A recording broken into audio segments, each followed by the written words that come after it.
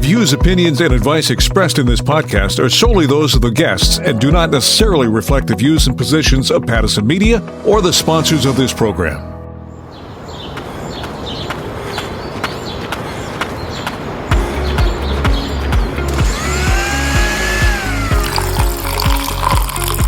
Breathe out. 2, 3, 4.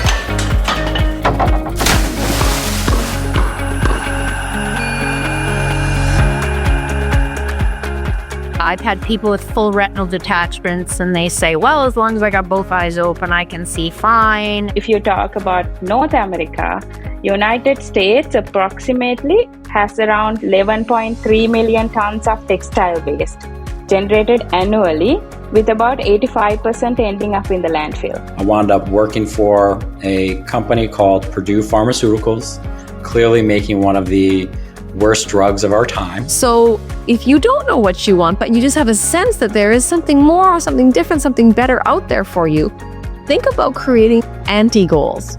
They're reverse of goals. The pandemic seems like it created more anxiety, but really it just brought it up to the surface. Welcome to Everything Lifestyle, your podcast for practical advice about how to attain better physical and mental well-being so that instead of just surviving, you're actually thriving. Everything Lifestyle is powered by Pattison Media. In this series, we'll share a health journey, explore the trends, and talk to the experts who will help you live your best life, and we'll have some fun doing it. In this episode, to see or not to see why eye health is so important, sustainable fashion and how it's good for world wellness, and a spin on goal setting, the 10-year plan with Life Unlimited Stephanie Staples, and Claire Maisonneuve grounds us. I'm Linda Freeman. Come join the Everything Lifestyle journey. How to choose wellness. 5.5 million Canadians, that's 1 in 7, have vision-threatening eye conditions. 75% of all vision loss and blindness is preventable or treatable with early intervention.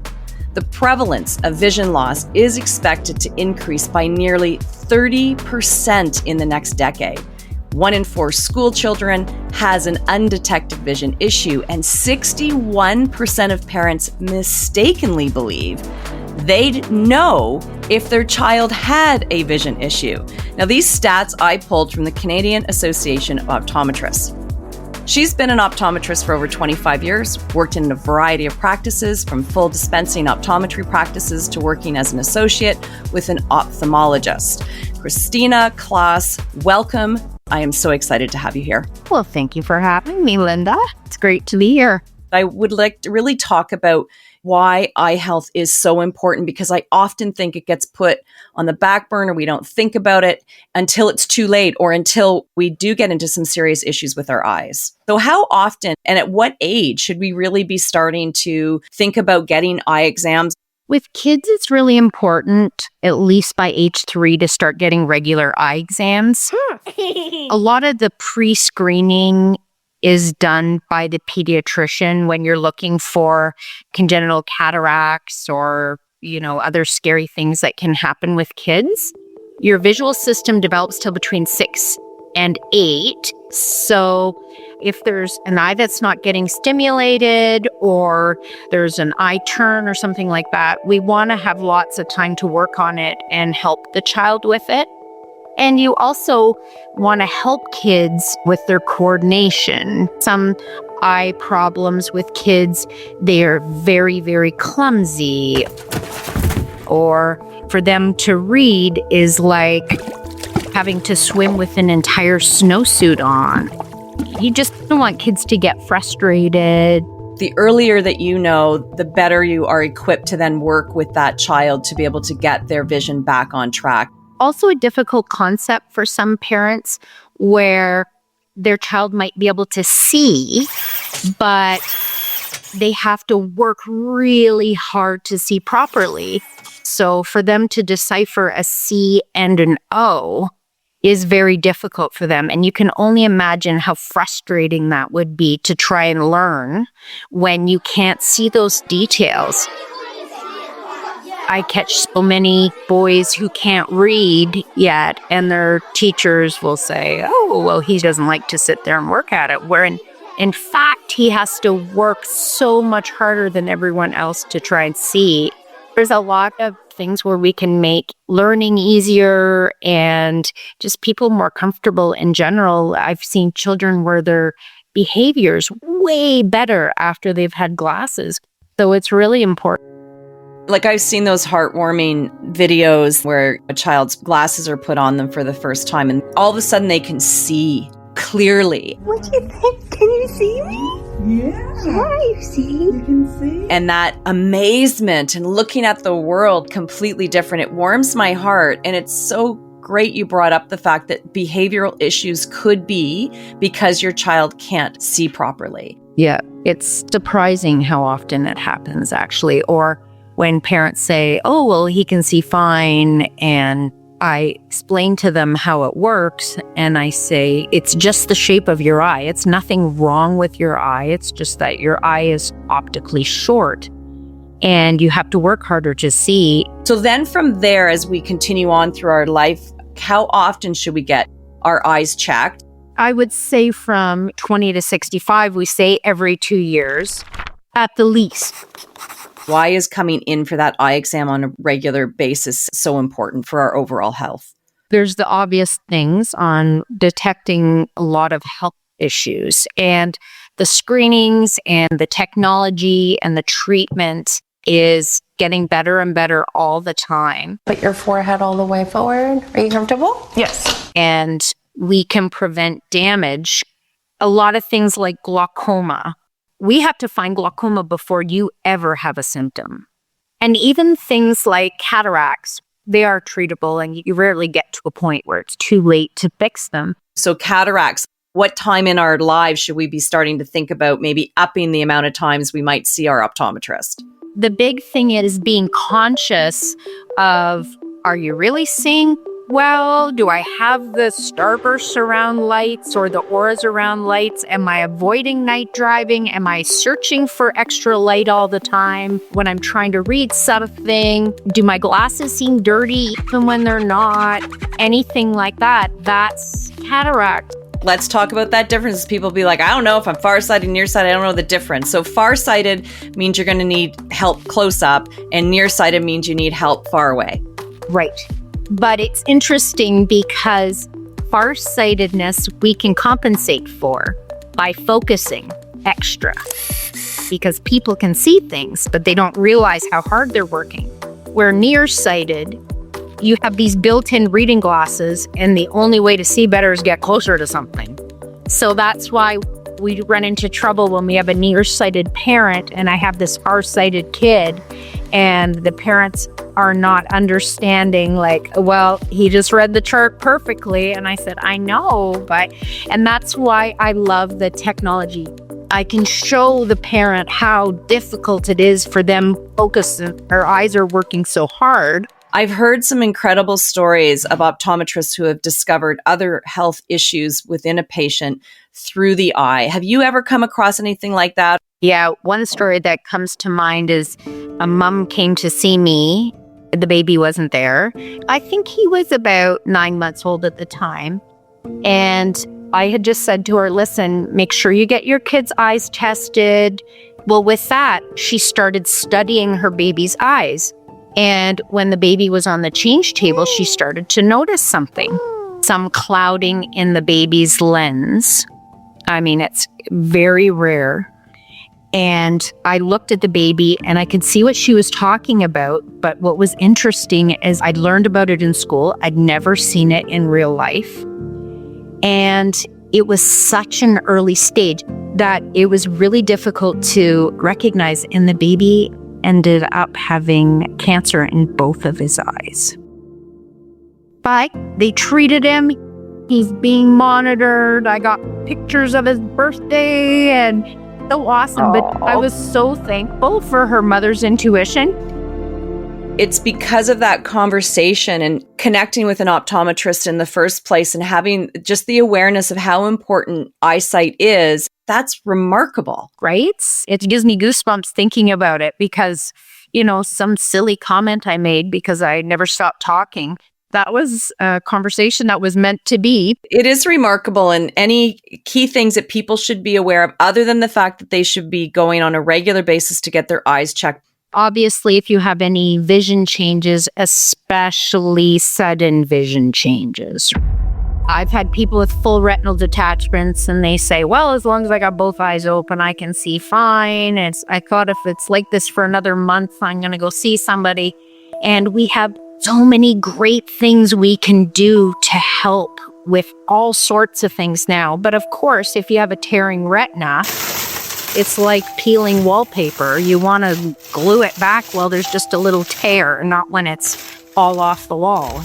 Vision changes, any weird symptoms that aren't there, if you can't see properly compared to other people, or you're seeing flashing lights and floaters, or your vision goes dull for 5 seconds and then goes back. I mean, a lot of things are also signs of general health problems.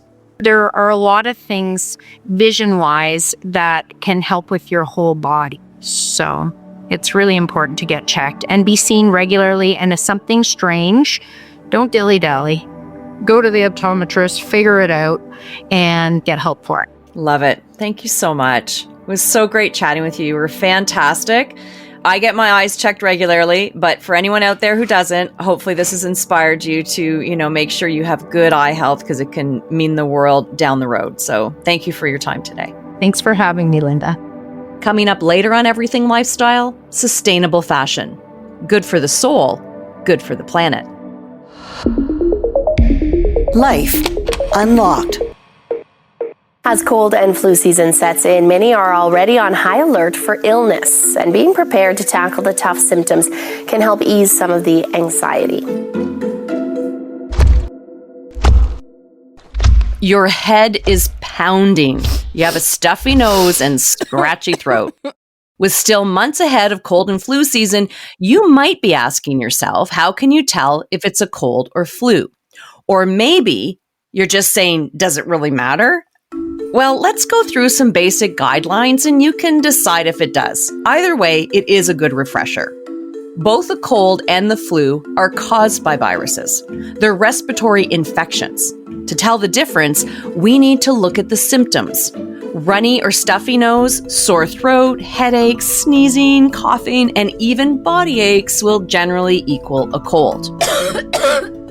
But if your cough is more of a hack, you develop a fever, get the chills and feel achy, and also have fatigue for several days, you're likely fighting the flu.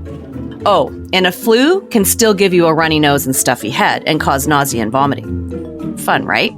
Well, if you are still scratching your head a bit, colds come on gradually over a few days and usually get better in 7 to 10, although some symptoms can last for up to 3 weeks or more. A flu will hit hard and fast, lasting 7 to 14 days. There is varying information out there, but for the most part, you are contagious for up to 7 days after your symptoms start. Now, the flu or influenza is an upper respiratory illness. Unlike a cold, which can hit any time of the year, the flu is generally seasonal, peaking during the winter months. The seasonal flu is caused by the influenza A, B, and C viruses, with influenza A and B being the most common types. So back to cold or flu, does it matter? Well, in most cases, likely not. But the flu can develop into something more severe, like pneumonia. So contact your doctor right away if your symptoms do not improve or become severe, like trouble breathing, severe sore throat, green mucus when you cough, high fever that hasn't gone away, and any chest pain. We don't have great treatments for viral infections, and so the main thing is to, first of all, stay home. The last thing you want is to be passing on your viruses to other individuals. And then secondly is good respiratory etiquette. So, if you cough or sneeze, cough into the crook of your elbow. And if you end up coughing on your hands, good hand hygiene to just get rid of those viruses and send them down the drain.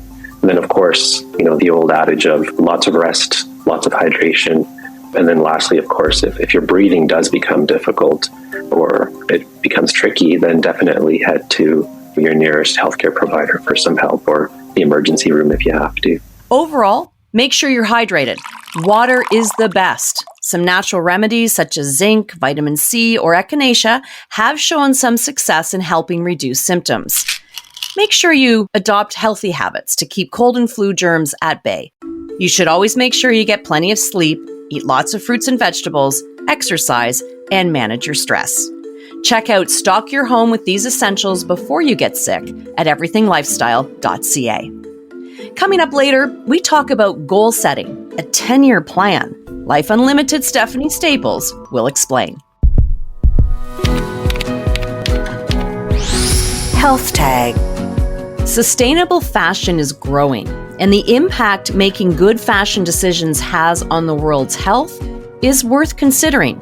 Conchena Fernando is a Sri Lankan sustainable designer, focusing on social and environmental sustainability when it comes to her clothing brand, Certitude by K. I've had the pleasure of working with Conch, the name she goes by, and her story is amazing. Enjoy the conversation Conch had with producer Karen Habashi. Hi, Conch. Thank you for coming to our podcast. So, for our listeners, what is sustainable fashion? I'll start from the beginning how I got into sustainable fashion. I was always fashionable and I always wanted to wear different outfits. And my parents had their own factory. It was based in Sri Lanka and they have been doing it for almost 40 years now. I always saw my mother was creating different clothing and then different wall hangings, and it was mostly artistic pieces. And then I wanted to be very unique in the way that I dressed, and that's how I started creating my own outfits. I started working in the industry which is related to fashion, where I worked for a apparel manufacturer, one of the biggest apparel manufacturers in Sri Lanka, working on mainstream brands like Nike, Lululemon, Victoria's Secret. I was working as a merchandiser where I worked on product development side as well. Then I got to know about sustainability and how important it is. And then I thought, how can I be a responsible designer? How can I convert my clothing into sustainable path? And then I started upcycling. I did my first sustainable collection for a fashion show in Sri Lanka. I had my collection using discarded denims. And what my parents did was something called batik. We had a small factory where some underprivileged women were working there. What we do is we take a plain fabric and draw a design and put candle wax and dip it in dyes and create designs on the fabric. So that's what I used to create my clothing. I collected old denims and started redesigning them using this technique called batik. And with the support of my mother and those who worked in our workplace, we created a beautiful line of clothes. That's how I launched my first ever collection. Congrats, that's amazing. That's a very inspiring journey. So tell me about how that journey helped you grow mentally and emotionally. Yeah, that is a really great question when talking about how important sustainable clothing, especially for our generation. And I'll start off with apparel waste. So apparel waste and the overall fashion industry are considered one of the largest contributors to water pollution. And then those numbers actually concern me. And then I started digging into details. And if I'll talk about current stats, if you talk about North America, United States approximately has around 11.3 million tons of textile waste generated annually, with about 85% ending up in the landfill. So that is a huge number. And then that equates to roughly 37 kilograms per person each year. So imagine if you're really into fashion, how much you are wasting, and then how much impact that we are causing to the environmental pollution. If you talk about any numbers, specifically global estimates suggest that around 2.16 million tons of jeans are discarded each year. Around 3,625 liters of water is used to create one pair of jeans. Around 3 kilograms of toxic chemicals are used. And then around 400 megajoules of energy. It is roughly around keeping a light bulb on for 116 days. So imagine the energy that we are wasting. Oh. All these numbers concern me so much. When I start wearing jeans, I thought, okay, can I wear it again and again? But if you are very fashionable, you don't want to have the same look every day, but can you keep on changing the styling? And can you support people, those who have the same ethos, and encourage them to buy these different types of designs and style them differently? So that is my initial thought, and that is how I launched this brand called Certitude by K. Sustainability is not just upcycling or reusing. I think sustainability is longevity. I think we have to educate people. I'm not just focusing on environmental sustainability. Sustainability for me is environmental sustainability and social sustainability both. I've never heard about social sustainability, so let's talk about that. What is it, and tell me what's your part in it? When I started learning about sustainability, we started connecting with the Department of Probation and Childcare in Sri Lanka and got to know there are so many underprivileged women, those who need support. Especially there were some girls, those who were abandoned by the families. They were sent to rehabilitation centers. I saw how my mother got connected with these women and how she spoke to them, and then to uplift their mental stability and make them feel that they belong to a family. So I started working with her, getting all this experience from her. We helped them to feel that they belong to our family and they were part of our family. And one of those girls found a really nice person and got married. And then one girl got the training at our place, and after 2 or 3 years she went back to her family. So there are different stories. It is very limited how much we can do because we don't have that much of money to provide for everyone. But that's my future goal, where I want to slowly build and grow the brand. So when the brand is grown, I can support more people and accommodate more people at our place, or make it as a venture where we create a safe place for everyone, where they will have a better future. How would everyday people add more conscious and sustainable choices when it comes to fashion? I would advise anyone is that be conscious about what you buy. If you are into fashion, you can still be fashionable. You don't have to own 100,000 outfits in your wardrobe. So thinking about what you buy and buy them consciously, that is so important. And whenever you're buying something, the story behind the brand, and do they have a real purpose? Is there anything else you want to add? I think it's always about what you believe. I think I always believe being a really good person and good human being. So everything is connected to that. The purpose behind what you do matters a lot and makes a huge difference, I feel. I love it. You can find Certitude by K on Instagram at CertitudeByK. Coming up later, where we're at in reducing anxiety. Being real. Dr. Andrew Hall has a PhD in chemistry and has been studying natural occurring compounds and the effects on the nervous system and overall health for over 20 years. This is Andrew's story. This is Being Real. My name is Dr. Andrew Hall. After the loss of my brother due to mental health, I've made it a personal mission to help find natural alternatives to mental health, as well as overall lifestyle changes to help impact people profoundly. I wanted to become a medical doctor. During my time as an undergrad, I fell in love with research, trying to understand the chemistry, looking at how this chemistry interacts with the body, as well as understanding these different disease states. So instead of going to med school, I wound up working for a company called Purdue Pharmaceuticals, clearly making one of the worst drugs of our time, at which point I started to understand that not all pharmaceutical drugs are as helpful to life as you would think. I just started to understand that there are more natural alternatives.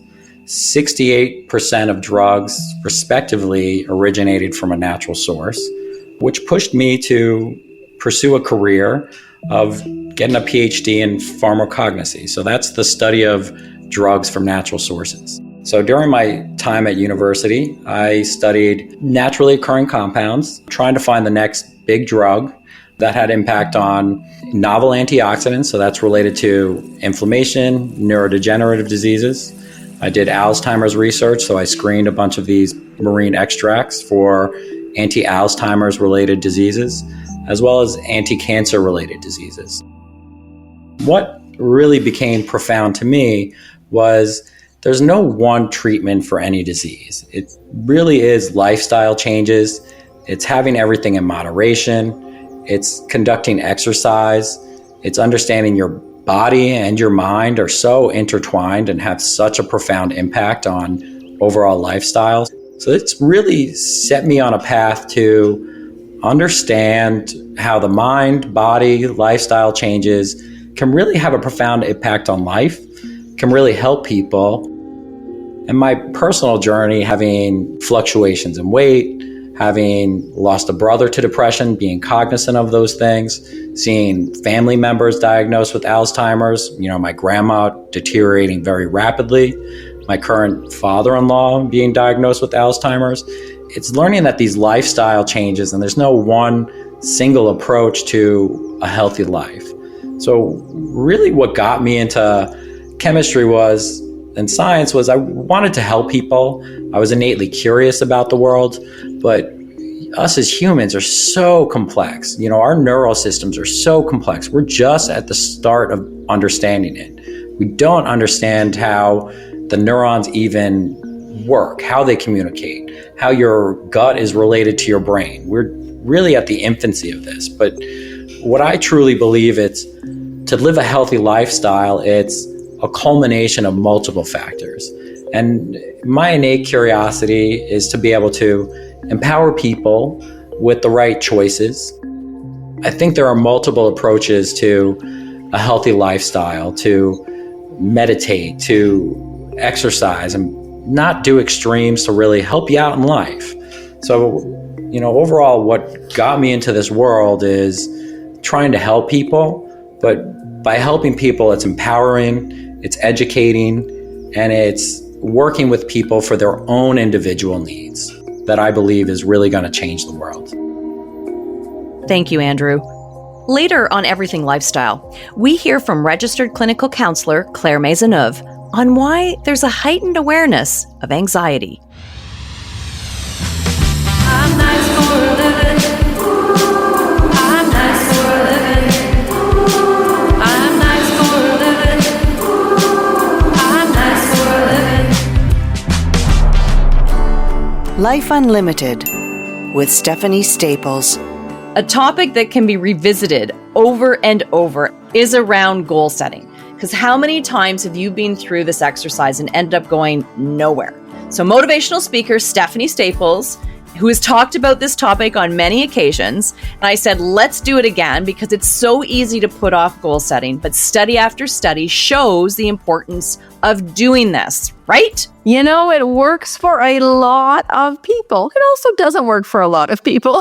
I knew you were going to say that. That's why I wanted to do this. I'm like, she'll be like, yeah, but...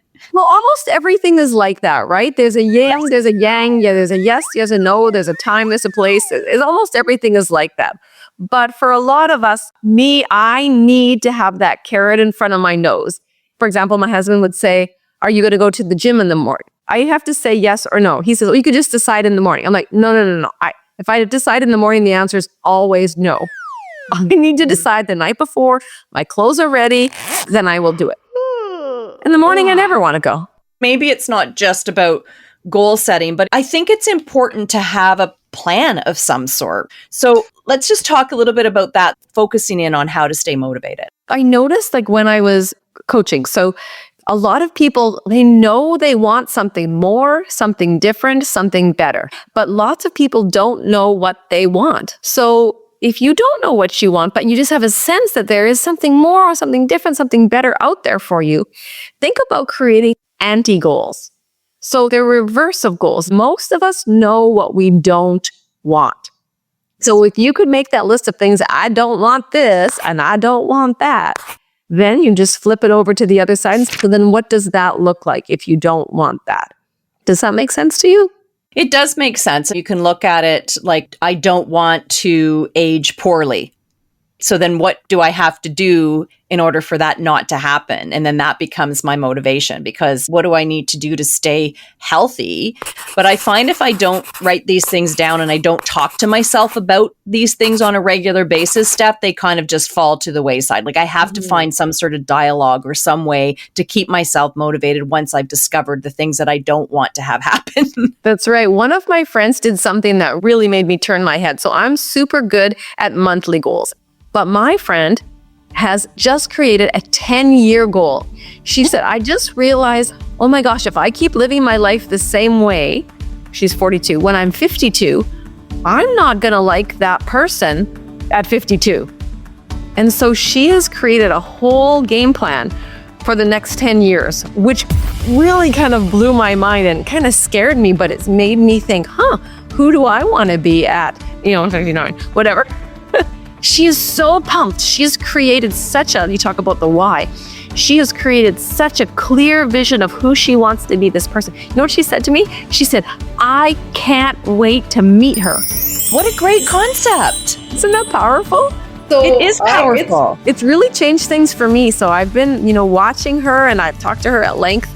She's really inspired me to make me think, okay, I know what I don't want in 10 years. So who do I want to be?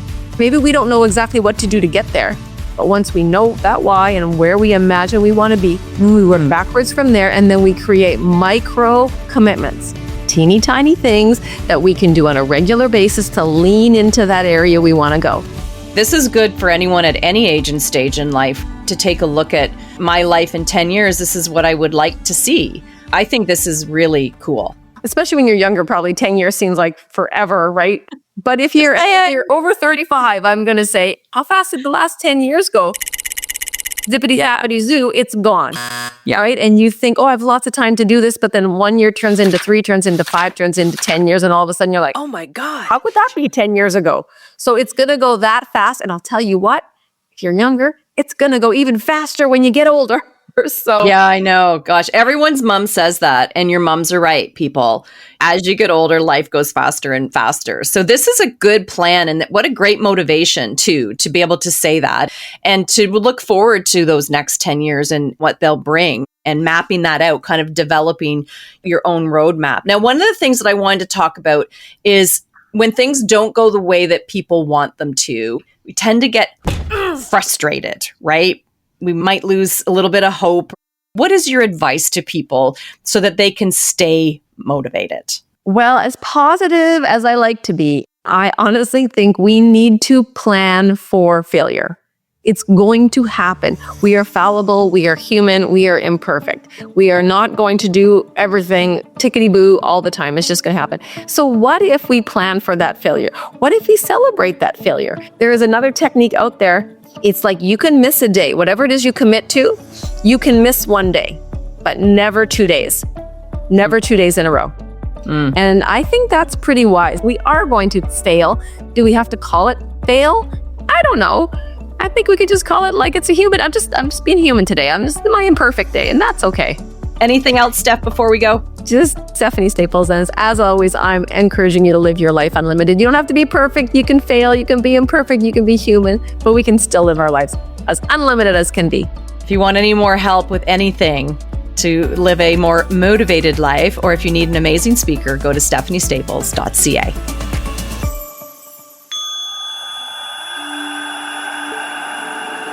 Mindfulness moment. It's a new type of coronavirus. South Korea is the first country outside of China to report a suspected case. There are now more new cases of coronavirus being reported outside China. Now in the distant past, but still impacting society today, the pandemic. It made people aware of their anxious thoughts, but what does that mean? For perspective, we turn to Claire Maisonneuve. a registered clinical counselor with Alpine Counseling Clinic in Vancouver. The pandemic probably showed us more than anything else how uncomfortable we are with being alone with ourselves. The pandemic made us lock ourselves in. It was an amazing opportunity for meditators to be able to take the time to really go inside. And that's what many people did. I'm locked in. Fantastic. I have an excuse to sit here and to do what I love to do what makes me feel good. It made people aware, much more aware of their anxious thought and their depressive thought. There was nowhere to run. There was nothing to do to distract themselves. There was nowhere to go to hide from themselves. It seems like it created more anxiety, but really it just brought it up to the surface. Nobody knew how to manage it. Nobody knew how to be with it because they didn't have the tools. Now there's a lot more awareness. There's a lot more consciousness. I see people being more interested in how do I take care of my mental health? Because that's the key at the end of the day. How do I take care of my mental health with the help of all those other people around me that are not going to save me and they're not going to fix me, but they're going to walk on this journey with me to help me change myself on the inside. And that is why mindfulness is so important. I think it was Tolstoy who said, everyone wants to change the world, but nobody wants to change themselves. The whole purpose of mindfulness and meditation is to learn to change myself, to learn to change those destructive thoughts, unproductive thoughts, negative catastrophic thoughts that are simply habit patterns of thinking. We are creatures of habit, and that is so true. When you start meditating, you see that. It's just habitual thoughts that keep coming up over and over again. If I am not the one to interrupt those thoughts, who will? I'm the only one that lives with those thoughts. I'm the only one that knows those thoughts. So because I'm the only one who's aware of those thoughts, I'm the only one who can go and change those thoughts. Nothing can do that for me. We have to see the value of it. And sadly, unless we suffer enough, we don't. Given half a chance, we won't do the work.